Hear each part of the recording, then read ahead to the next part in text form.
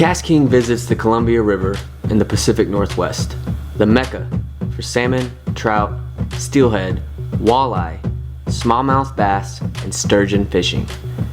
KastKing's mission was to show new KastKing products, including KastKing Krome and the beautiful KastKing Walleye wide-eye rods to outdoor journalists and professional fishing guides. The mission was a success. See what Al Norker, Director of Product Development and an expert on fishing rod design at KastKing, had to say about the features of the KastKing Krome rods for steelhead and salmon fishing. So we sell direct to the consumer through Amazon mostly, through our own website as well, but directly to the consumer. And if you were to talk to anybody that has purchased any of our products, I think that they will echo one thing, and that is that we live up to our company motto every day, which is affordable innovation. So what I strive to do as a Director of Product Development is to use over 35 years in the fishing industry building products specifically for anglers who really know what they're doing and bring that to them at some of the most affordable prices possible. And I hope to share some of that with you today and explain what I mean. So the first thing that I want to talk about today is a series of rods that I launched here in Portland last February at the sports show. And at that time, I only had the initial launch product there to show, so I wasn't able to sell it to the consumer at that show, even though there was nights that I was afraid to walk to my truck because they wanted it really, really bad, and I was quite excited about that. The Krome series of salmon steelhead rods, we have 15 different rods in this series. Everything from a 7.9 hot shot rod, and I believe there's a young lady here someplace that was able to get a 7.9 hot shot rod from me last year, loves it, and all the way to a 12-foot pro troller, which we'll talk about in a minute. All these rods are based on a new blank design that I've created this last year. This is a 45 million modulus rod, basically IM8, but with a couple of things that are different. So every rod in the entire series is all rolled using nano silica resins. And if you've heard about nano resins, that technology has allowed the industry to create rods that are much stronger, lighter weight, and extremely sensitive. But it's typically at a very high price point.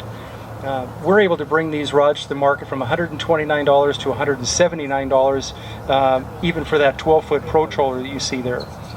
And one other piece that I've added to these rods, if you come up and look at them close, you'll notice in the butt section right above the carbon fiber handle, this is true Kevlar.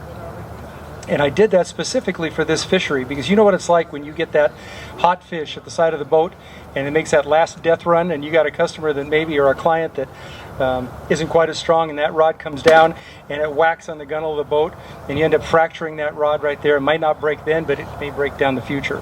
And this true Kevlar material really adds not only in strength and endurance to the rod, but the hook setting power that you add to each of these rods with that Kevlar butt section, which runs, and you'll see it here, all the way through the reel seat, really gives you an extra strong hook set, which we need for these big fish with hard mouths. Most of the rods are two-piece. There is a 1 foot or a one-piece back bouncer and a one-piece hot shot rod.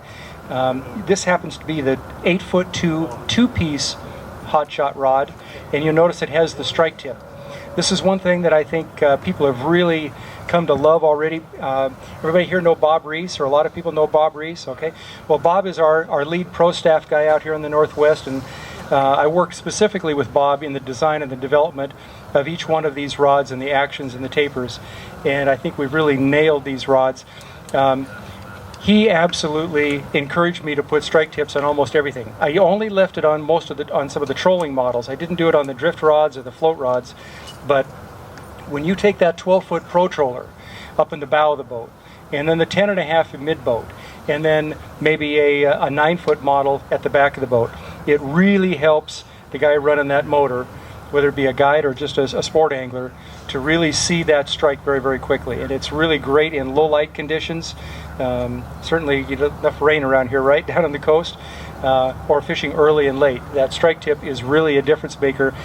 Now, something else I'll mention about the strike tip on the hot shot rod, and I'll give you a very specific example. Last year, the day before the sports show, Bob and I went down and we were testing rods again down in the Wilson, and we were back trolling plugs. And you know what it's like in the fall, you get all those leaves in the water, right? And you might be trolling for a while and if you get a leaf on that plug, it's not working. It's just sitting there straight in the water. And if you're not able to see that tip working the way it should, you'll often be maybe back trolling another 100 yards without being able to see that you're not fishing. Okay? There was a number of times during that day of testing that we would be watching the strike tip on the hot shot rod, and it's working beautiful, perfect vibration, and all of a sudden it would just go dead. And it was so apparent because of the strike tip that we'd immediately bring that in, clean off that plug, and we're back to fishing without losing probably 5 yards of fishing space. I mean, it was really, really important when those fish are holding in certain areas. You just don't want to drift an extra 50 yards or more and miss that fish opportunity. So the strike tips are really important. One thing that I know is very popular out here, and it's really grown on a lot of people, is carbon handles. I think carbon handles are great for a lot of reasons. They're also not so great for some reasons. One is that they can be too slick, right? And some of the original carbon handles that came out on rods were extremely glossy, really slick, hard to hold on to.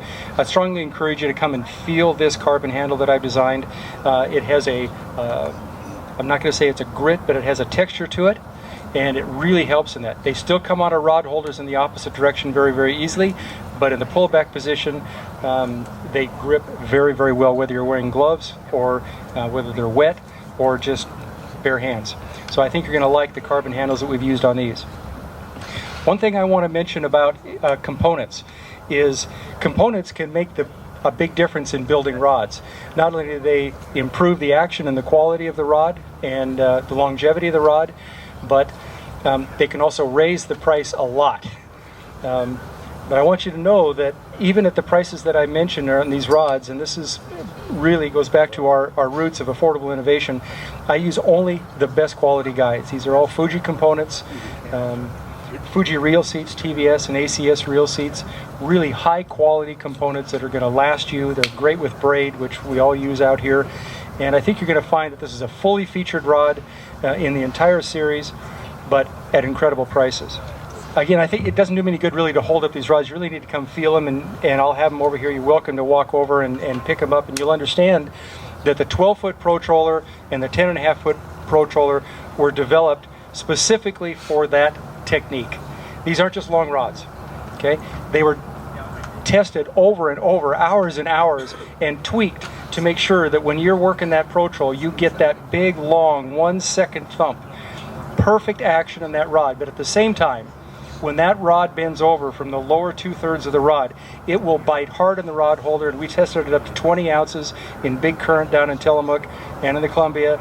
It's no problem. It'll hold up to anything. And when it bites, when that fish hits, you don't have to worry about the motor set and all that. That rod will penetrate hooks immediately. And of course, you've got the big spread at the front, medium spread in the middle, and strength at the back too. So I think you're going to love that. Float fishing, I'll just mention this. In the series, there are float rods.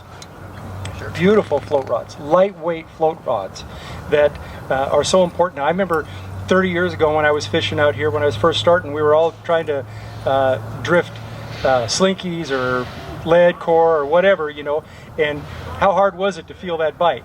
Okay, I don't know how many, it took me probably 2 years to catch my first steelhead because I didn't know if it was a fish or the bottom. And now a lot of guys have gone to float fishing, right? Really, really important. And we've got float rods that'll knock your socks off, up to 10.5 feet long. So I think the line is pretty complete at 15 rods, really high quality, and I'd really encourage you to come take a look at that, and I'll show you the rest. Once again, affordable innovation, that's what KastKing delivers. I'd encourage everybody to take a look at what we offer. There's literally hundreds and hundreds of items. I'll show you more over the next couple days, including the new White-Eye Walleye series rods, Speed Demon Pro Bass rods, tackle bags, tools. We got a tool line for all the writers. Please come see either myself, Tom, or Shane. We've got a special gift for all the media folks here. And I gave one to Aaron today, so the guys that take us out fishing, and make sure that we're going to give those guys a pack too. But it's going to show you some of our new tools. Within the first 5 weeks of being introduced on Amazon, we're the #1 seller of fillet knives on Amazon today, in just 5 weeks. And that's because of our price points and the quality. It's all German 4016 stainless steel, super polymer grip, really nice gear. We got a braid scissors that's in that tackle pack. So we've really got the gear that's right for this market, and I look forward to talking to you individually. I won't take any more of your time right now because I know more people want to come up here, but really appreciate your attention. I'm Al, that's Tom and Shane. We can all answer your questions, and we'll be here till Thursday. Thank you all. Thank you, Al.